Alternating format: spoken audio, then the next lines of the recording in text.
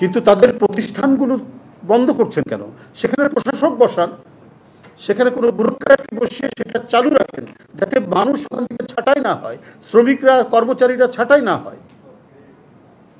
একজন MBA pass ছেলে, তার চাকরি নাই, সেগুলো আপনারা টেক ওভার করেন, কোনো ব্যুরোক্র্যাটকে বসেন বা কোনো যোগ্য লোককে, কোনো কর্পোরেট প্রতিষ্ঠানের কাউকে দিয়ে এই সমস্ত প্রতিষ্ঠানগুলো আপনারা চালান।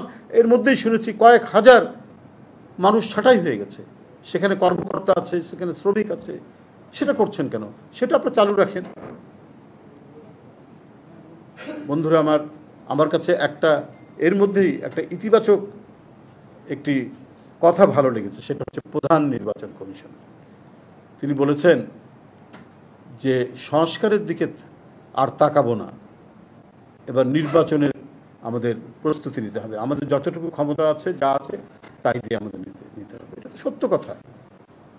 সংস্কার কি থাই পাহাড়ের মতো একটা স্থায়ী ব্যাপার যে এটা একবার হয়ে গেলে সব মিলে কথা বলে এটার আর পরিবর্তন করা যাবে না? এটা তো ডাইনামিক ব্যাপার, এটা তো চলমান, এটা তো হিমালয় পর্বতের মতো কোনো বিষয় না যে একবারই যুগের পর মিলিয়নস ইয়ার একই জায়গায় থাকবে। এটা সংস্কার হবে, এটা সংশোধন হবে, আবার নতুন আসবে, নতুন আইন প্রণয়ন হবে।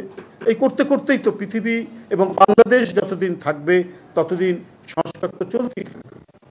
তো তাহলে নির্বাচনের বিকল্প হিসাবে কেন দাঁড় করানো হচ্ছে?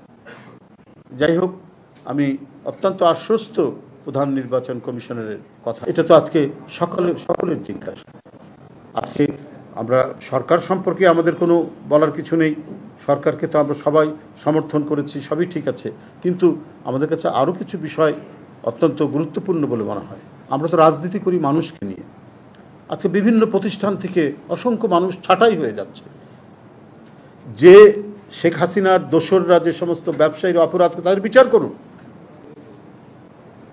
দুই একজন উপদেষ্টার নামও ছিল যারা ওই সময় কথা বলেছেন, আপনাদের মামলাগুলো তো প্রত্যাহার হয়ে গেছে।